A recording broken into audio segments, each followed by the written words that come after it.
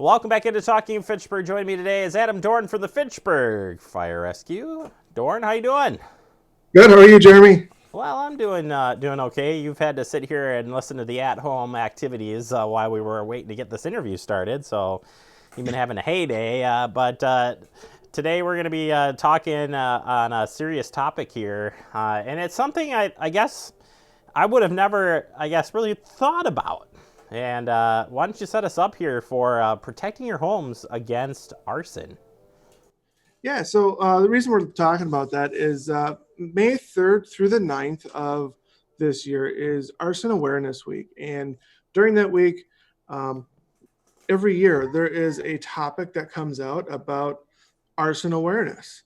The last couple of years, it's been preventing arson fires at construction sites or vacant and abandoned buildings, sometimes houses of worship, that kind of stuff. This year, it's about the investigation, arson laws, and you, meaning our first responders, people that are investigating the fires. So each year, just like National Fire Prevention Week, we try to focus on one aspect to make ourselves better and make the public more aware of Arson Awareness Week and that it actually does happen. It's not just something you hear about or see in the movies. Yeah, we've actually had some cases in Wisconsin fairly recent. So I mean, it does happen, unfortunately. So it's again, it's one of those topics that you really don't. I don't know. I guess maybe you do think about it after any fire that it's a potential, but protecting yourself, it's an interesting tie-in to this. Yeah, so protecting ourselves, our homes against arson, it really is a lot of common sense. Um, a lot of it kind of comes down to what you would do to prevent any kind of a crime. You want to illuminate the exterior of your house if you can, and the entrances. You want to make sure that you don't have any obstructions, so that if people are driving by, they can see the front of your house. They can see where you go in and out of. Some of the other things inside of your home, make sure you have smoke alarms. I mean, it is a state law that you have to have smoke alarms in your home, but make sure that they're working. That's one of the biggest things you can do to keep yourself safe from any fire is make sure that smoke alarms are working. Um, and if you have the option to do it or the ability to do it, install a home fire sprinkler system in your home. Now, arsons just don't take place in homes; they take place in almost any kind of a building. So it's always good to have a fire sprinkler system, no matter what kind of a building you're in, because it reduces the likelihood of death by almost more than 82%, according to some statistics. Wow. Um, and that's huge. We want to keep the doors and windows locked. We want to make sure that we have a clean house. That the yard looks clean, the interior of your house is clean, that we don't have a lot of extra stuff around, because when you have extra stuff laying around, that makes it really easy for somebody to get the thought to say, hey, I could just use this, it's all here, I can make that work. um, I can't go into a lot of detail about stuff because I don't want to be giving ideas to people. Unfortunately, people watch things and can use this against others, but um, we want to make sure that our homes are clean on the outside and inside. Yeah, it's kind of one of those. That's why it's kind of hard to talk about because you don't want it to happen to you, but these are some simple tips. And I mean, besides just arson overall, I mean, these are great fire prevention tips, anyways. So keeping your house clean. This cleaning up the vacant home one is probably really important. I would suspect if you're not occupying a residence or maybe it's cottage or something. Right. Yeah. A lot of times we think about the homes that we live in, but what about your vacation home if you have one, or your cabin, or the family's land? Um, it's not just the one that you reside in all the time, it's your other places that you may own as well. Maybe you let other family members use your property, or you have close friends that come in and use it. You know, make sure that you have a set of expectations that, hey, at night this is what we expect, or before you leave these are the things that we expect. um, that way we don't have other issues such as fires like this. Yeah. No, you're right. It's again, it's kind of a different topic to talk about, but definitely something interested in communicating. How about talking to youth about this? That we have some resources that you shared with me too on protecting the youth for fire starting or setting. I think it says here. Let me just go to it. How about that? I am the button Great, pusher good. here. Yeah, so the Fitchburg Fire Department does have a youth fire setting program. It is designed for people under the age of 18. Um, Really, what this does is that it helps children understand why it is not a good idea to play with fire.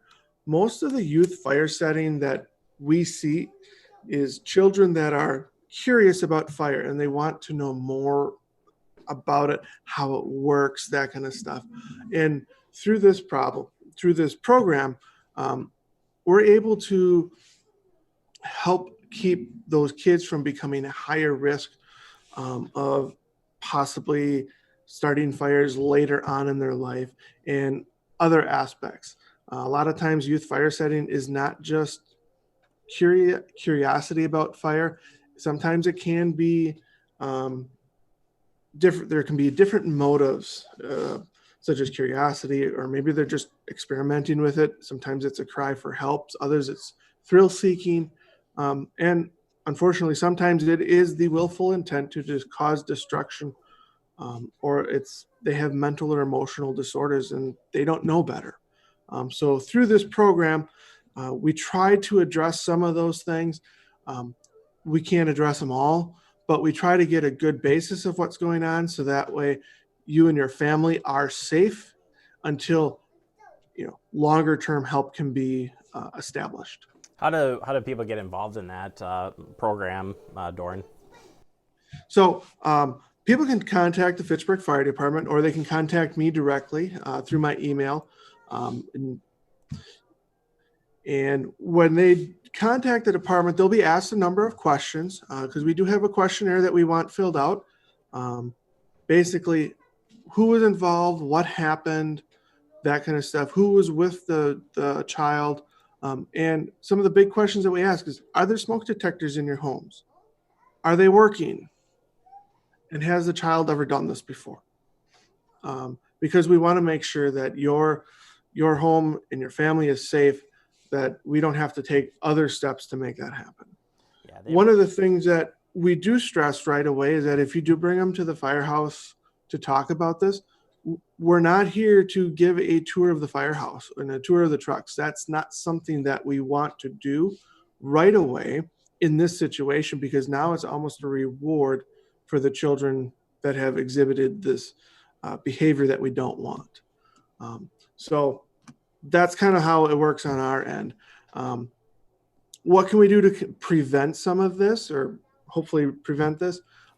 We want to limit the access to lighters and matches. We want to make sure that children are supervised.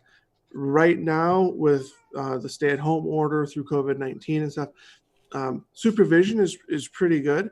It's when everybody kind of goes back to work, I think we may see a little bit of a flux in this, because we have other things that we're going to be doing again. That's one of the great things about the stay-at-home order. We are able to spend a lot of time with our families that we wouldn't normally be able to right now. The other thing that is out there is that there's a lot of easy access to information on the internet. So as much as you hear elsewhere, you do really need to supervise your children when it comes to the internet usage, because they can get access to almost anything on the internet right now. Other things to think about is that make sure that you teach children that fire is a tool and not a toy. It's only used by adults. Like we said, we keep the matches and lighters out of place, out of sight. You yourself as an adult need to make sure that you're using fire with care and set a good example, because a lot of times children will just mirror what they see adults doing. And this is your chance to do that. So regularly inspect your home for fire hazards. Make sure your smoke detectors are working. A big one, also practice and plan your home fire escape drills. Make sure you have 2 ways out of every room in your house, no matter what. And if you can, like we said before, install a residential sprinkler system in your home. It is not that expensive. It can be retrofitted. It is a great thing to have. All right, Dorn, great information as usual. I had to put up the information. I can put that back up. Your contact information right there on the homepage of the Fitchburg Fire Rescue page. So you can check out and call Andrew or call Adam. I just wanted to call you Andrew all day today. I don't know why. Dorn, thank you so much for your help. Great information, something that you can talk with your kids with. And yeah, if you need and want to talk with the fire department, what a great opportunity to start that conversation. Appreciate the time as always. Stay safe, and we'll see you next time. All right. Thanks, Jeremy. All right, that is Adam Dorn, Fitchburg Fire Rescue. Always appreciate his time. Take a quick break. You are watching Talking Fitchburg.